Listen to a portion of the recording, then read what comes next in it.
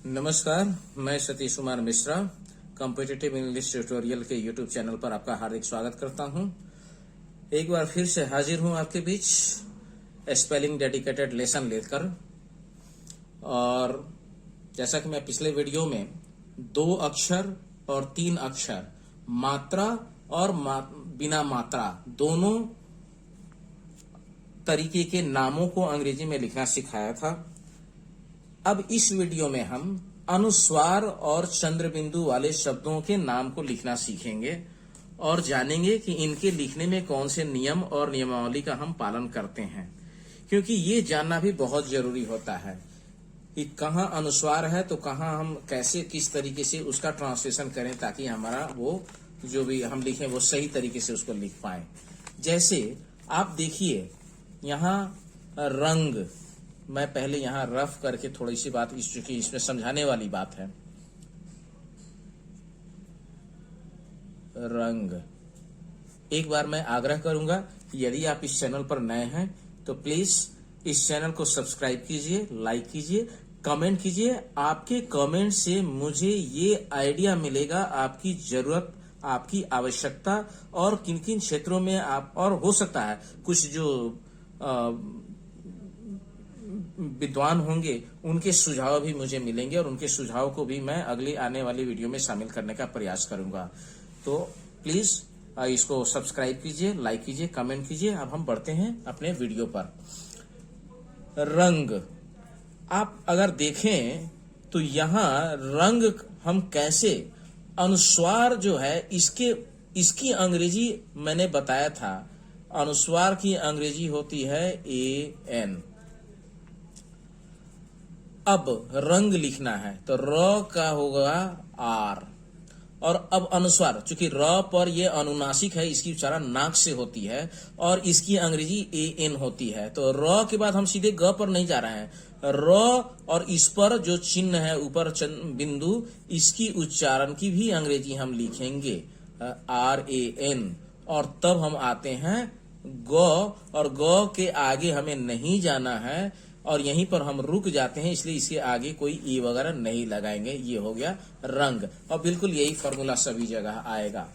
तो ये देखिए आप,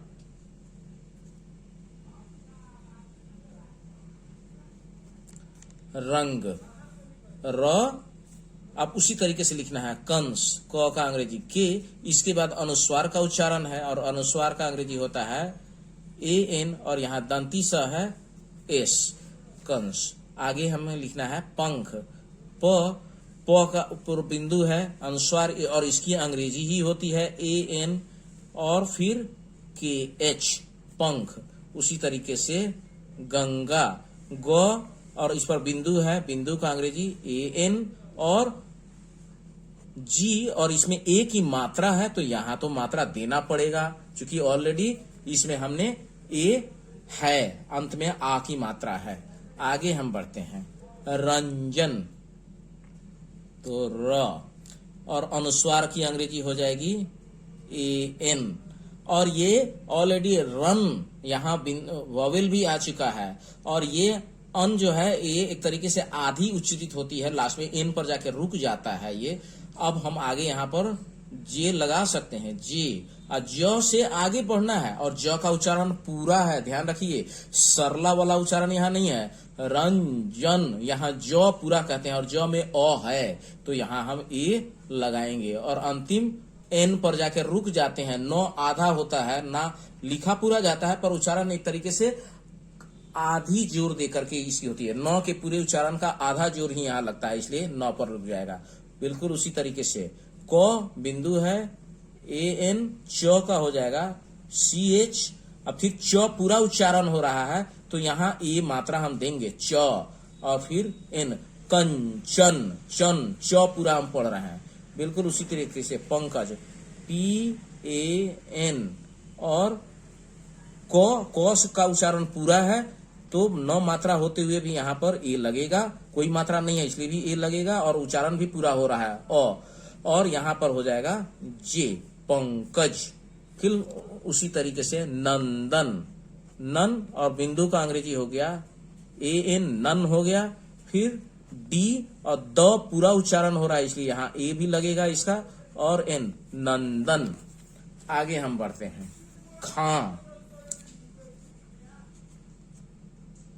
को के एच हो गया, और यहाँ चंद्र बिंदु है और आकार की भी मात्रा है। ये दोनों का काम हमारा इसी से हो जा रहा है।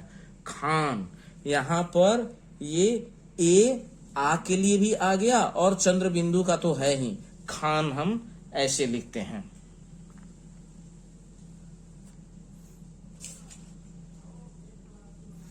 आगे चलिए। चांद, सी एच से च हो गया, और ए एन, यहां बिंदु का अंग्रेजी है, साथ साथ ये आ की जो मात्रा है उसके लिए भी चांद। तो अब जब चूंकि ये अब होता क्या है, रन, रन में ओ है और ज से इसे अलग भी करना था हमें, तो र में ओ तो है ही और ऊपर से बिंदु का एन भी आ गया। तो ये ऑलरेडी ए एन बिंदु का भी काम कर रहा है और यहाँ कोई मात्रा नहीं है, उसके लिए ए का भी काम कर रहा है, ये दोनों काम कर रहा है। उसी तरीके से यहां आप देखेंगे तो ये चंद भी अगर लिखना हो तो CHAN ही लिखेंगे, और चांद भी लिखना होगा तो यहां डबल ए लगाने की जरूरत नहीं है। यहां अगर कोई डबल ए लिखता है तो गलत नहीं माना जाएगा, उसको नाम है, हिंदी नाम है। आप कोई CHANND ही लिखे अपना नाम तो माना जाएगा उसको सही, पर ये नियम के अनुसार अगर हम देखें तो CH और ये मात्रा है उसके लिए भी आ गया और बिंदु के लिए भी AN, ये दोनों में ए, इसके लिए भी और इसके लिए भी कॉमन रूप से ये काम कर रहा है। और डी बिल्कुल अब उसी तरीके से देरी न करते हुए हम आगे बढ़ते हैं। BAN, ये आ और बिंदु दोनों के लिए ए, इसके लिए भी ए आ गया और इस बिंदु के लिए भी ए और एन, ये दोनों आ गया। बांध, और इसकी अंग्रेजी यहां पूरी हो गई। उसी तरीके से हम लिखते हैं जहां, तो जे ए, अब यहां चूंकि मात्रा नहीं है और जो पूरा उच्चारण है तो ओ है उसमें, और एच, और ये आकार और बिंदु दोनों के लिए, इसके लिए भी हम आप ए मान लीजिए और इसका एन, जहान, और ऐसे भी बिंदु का अंग्रेजी AN ही होता है। तो ये ए जो हुआ ये इसके आ की मात्रा के लिए भी आ गया और इसके लिए भी आ गया, ये दोनों में इसका काम हो गया। यहां पर चंदा, CH, बिंदु का तो AN होगा ही, ऐसे भी च से अलग है द, और च का पूरा उच्चारण है तो मान लीजिए उसका कि ये है और ऊपर बिंदु है तो उसके लिए एन आ गया। आप ऐसे भी मान सकते हैं इसको, आप मान लिए मान क्या सकते हैं, बिल्कुल बात वही है। हम चंदा ऐसे भी लिखते हैं, चंदा, इसी न को यहां हमने बिंदु में रख दिया। अब ऐसे भी अगर हम लिखें तो आप देख लीजिए, च से न पर जाना है तो यहाँ च में कोई मात्रा नहीं और च का उच्चारण पूरा है तो ए देंगे, आधा न है तो एन आएगा, और ये डी और ए, फंडा क्लियर हो गया कि हम ऐसे लिखें या ऐसे लिखें। ये ए कैसे, इस AN, ऐसे अंग्रेजी इसका AN ही होता है। आप एन भी अगर मान लेते हैं तो ये तवर्गी वर्ग, तवर्ग का अंतिम है पंचमाक्षर और इसका अंग्रेजी एन होता है। तो आधा है तो भी एन लिख दिए और च से न अलग है, इस दोनों के बीच में च में ओ है तो इसलिए ए आ गया। यहां हमारा दोनों काम हो गया इससे। कांता, सॉरी DA, ये हो गया। उसी तरीके से को आ की मात्रा है, ए बिंदु है, एन, और टी तो का और ए की मात्रा है, कांता। शंकर, SH, यहां के बीच में कुछ नहीं है और स्व का उच्चारण पूरा है, ए मान लीजिए, बिंदु के लिए एन हो गया, और क का उच्चारण चूंकि पूरा है, क से र पर जाने में ओ आ रहा है, कोई मात्रा भी नहीं है यहाँ, ए और र, शंकर, ये हम ऐसे लिखेंगे। अब आगे आप देखिए, मंगल, M, और इस पर बिंदु है और यहाँ इसके बीच में कोई म का उच्चारण भी पूरा है तो AN, मंग, ग का उच्चारण पूरा है इसके लिए ए, और ल, मंगल। उसी तरीके से आएगा संजय, स, तंती स है, S, स से ज के बीच में कोई मात्रा नहीं है तो हम ए लगाएंगे ही, बिंदु है तो एन, और जे और ए और वाई, संजय।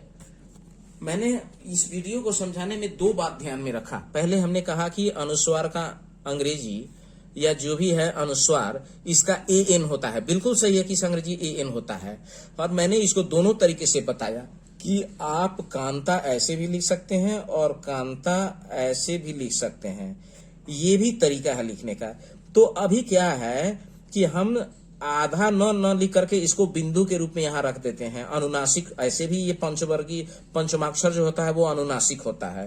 तो आप अगर या शंकर, तो शंकर ऐसे भी लिख सकते हैं। और अब यहां भी एक नियम होता है और इसको हलंत लगा करके ऐसे लिखेंगे। ये कहां न लिखेंगे, कहां न लिखेंगे, कहां अनुस्वार के लिए म लिखेंगे, ये मैं आगे की वीडियो में बताऊंगा। इसके भी कुछ नियम होते हैं। ये चूंकि जो अनुस्वार है उसके अगला वर्ण क वर्ग का है, तो इस अनुस्वार के लिए अगर हमें अक्षर लिखनी होगी तो चूंकि उसके अगले वर्ण के पंचमाक्षर को हम यहां पर लिखेंगे, इसलिए हमने ङ का लिख करके उसमें हलंत लगा दिया। तो ये शंकर हमारा सही बन गया। इस तरीके से ये भी जानना चाहिए। अगर हमें चंचल लिखना हो, जैसे मैं यहां पर लिख रहा हूं चंचल, एक बहुत महत्वपूर्ण बात है यहां पर। अगर इसे हमें, इस बिंदु को अगर हमें शब्द में लिखना होगा तो हम क्या लिखेंगे? च। ये य आधा लिखेंगे, च ल। ये अब कहेंगे कि सर इस बिंदु के लिए आपने यहां य क्यों लिखा? उसी तरीके से मैं यहां पर नंदन को अगर पूरा लिखूंगा तो कैसे लिखूंगा? ये नंदन ऐसे लिखूंगा, नन। तो सवाल उठता है कि ये अनुस्वार के लिए यहां य आधा लिखा गया और यहां इस अनुस्वार के लिए यहां नो आधा लिखा गया, ऐसा क्यों? आप ध्यान देखिए, च के आगे का जो जहां जिस बिंदु पर ये अनुस्वार आ रहा, जिस अक्षर पर ये अनुस्वार आ रहा है, उसका अगला वर्ण कौन सा है? च। तो जब भी बिंदु के लिए अक्षर लिखना हो तो उसके जस्ट आगे आने वाले अक्षर को देखते हैं कि वह किस वर्ग का है। तो ये च वर्ग का है। तो च वर्ग का अंतिम यानी पंचमाक्षर जो कहेंगे, इसका पांचवा अक्षर य होता है। तो इस अनुस्वार को अगर हम शब्द में बदलेंगे अक्षर में तो ये आधा य होगा। तो ये इसके लिए ये सही है। और नंदन, न पर बिंदु है लेकिन इसके बिंदु के अगला जो अक्षर है वो है द, और ये संबंधित है त वर्ग से। और त वर्ग का अंतिम अक्षर होता है न, पंचमाक्षर होता है न। तो ये अनुस्वार आधा न में बदलेगा। तो इसका नियम होता है कि कभी भी अनुस्वार अगर शब्द में आएगा तो अपने आगे आने वाले वर्ण का पंचमाक्षर बनेगा। अगर हमें जैसे लिखना हो टंकन, मान लीजिए हमें लिखना है टंकन, हम कैसे लिखेंगे? अगर इस बिंदु को हमें शब्द में चलना, तो आप देखिए यहां बिंदु के आगे का वर्ण क्या है? क, कवर्कन। तो यहां हमें इसको ऐसे लिखना होगा, हलंत दे करके बिंदु और क और न, क्योंकि इस बिंदु का अगला वर्ण क है और कवर्ग का अंतिम अक्षर पांचवा अक्षर अंग होता है। तो इसको अगर हम शब्द में कन्वर्ट वर्ण में जब बदलेंगे तो ये इसमें जाएगा। लेकिन अगर हमें लिखना हो टंडन, टंडन, तो हम इसको कैसे लिखेंगे? तो ट का अगला वर्ण देखिए, बिंदु के बाद का वर्ण क्या है? ड, और ये टवर्ग से संबंधित है। तो इसको, इसका टवर का अंतिम पंचमाक्षर क्या होता है? टवर्गी न ऐसे होता है। इसको भी आधा लिखेंगे और डन, तो ये ऐसे लिखेंगे। तो इसलिए यहां पर ये सब समझना जरूरी है। ये ध्यान में रखेंगे तो आप हिंदी लिखने में भी गलती नहीं होगी। अब देखिए यहां बिंदु है। अभी तक ने हमने बिंदु के लिए आपको अंग्रेजी न सिखाया है, एन।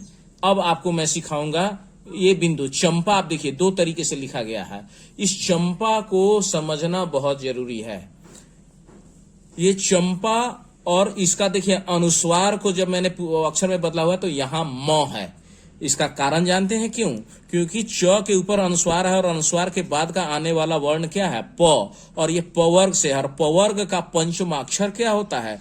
म। तो जब ये अनुस्वार शब्द में बदलेगा तो पवर्ग का पंचमाक्षर म, इसलिए चंपा को ऐसे लिखा और इसकी अंग्रेजी बनेगी CH अगर मैं इसको समझाऊंगा तो ये भी आपको समझ में आ जाएगा।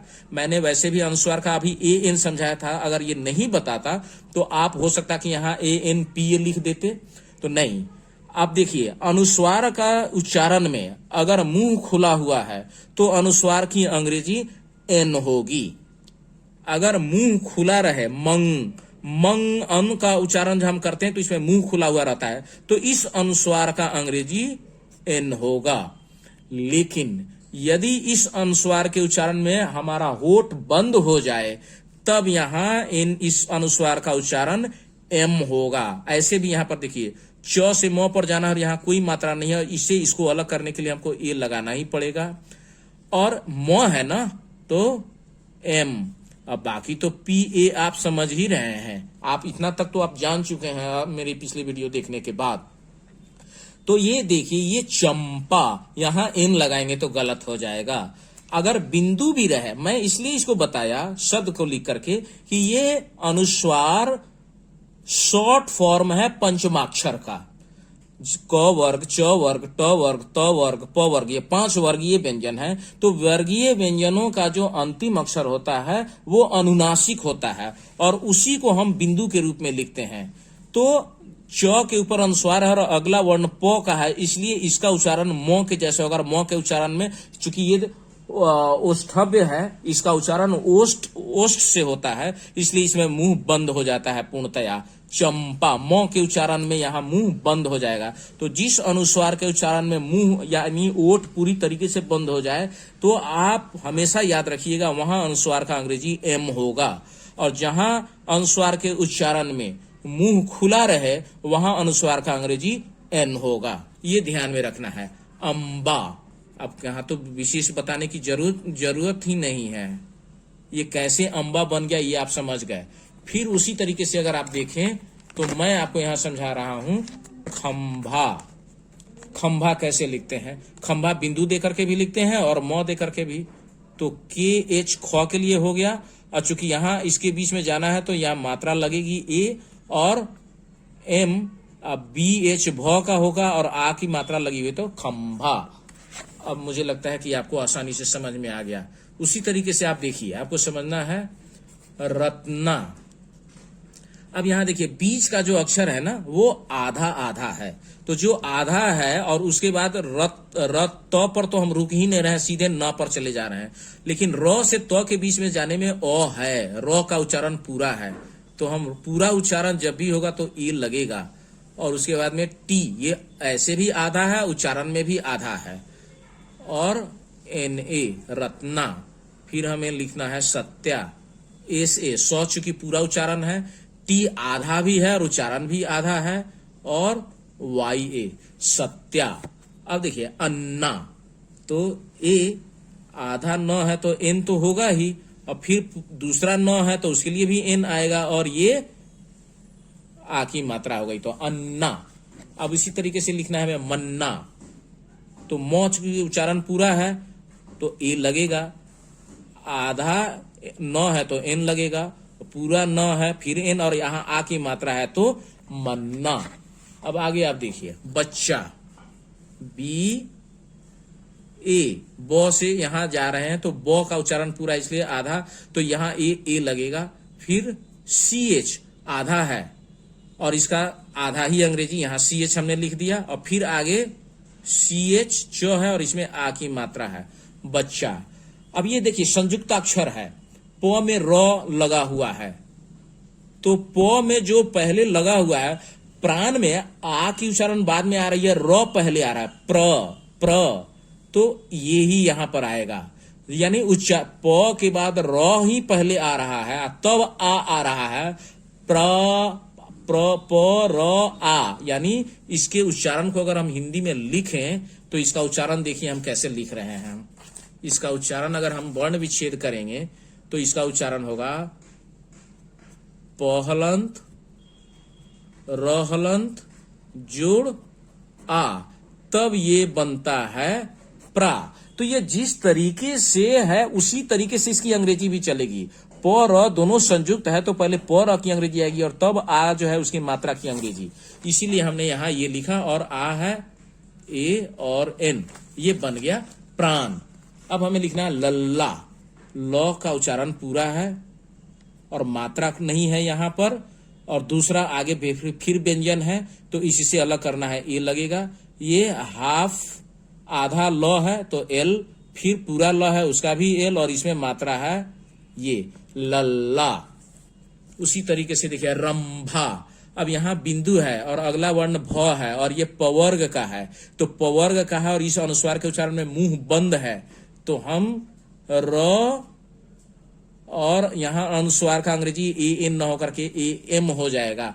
वैसे अगर मैं रंभा ऐसे लिखूं तो आपको समझना आसान हो जाएगा।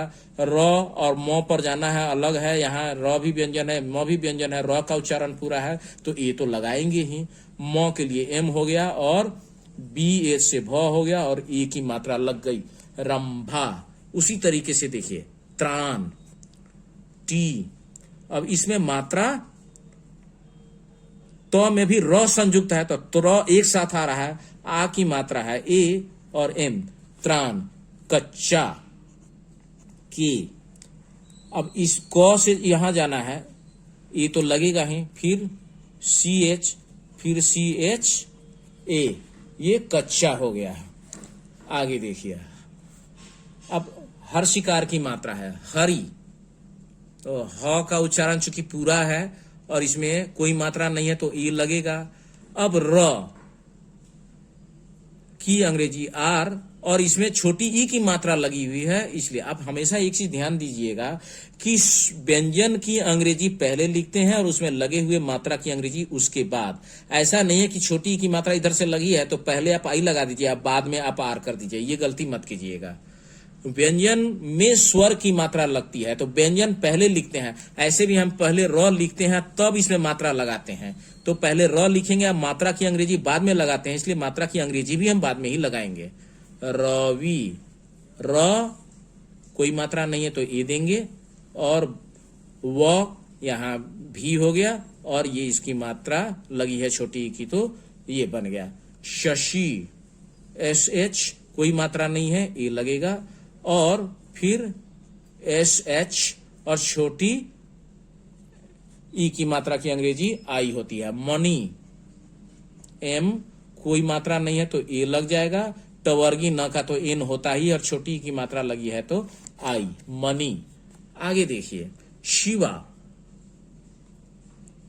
एस एच और इसमें छोटी ई की मात्रा है तो आई, भी और आ की मात्रा लगी हुई है तो शिवा।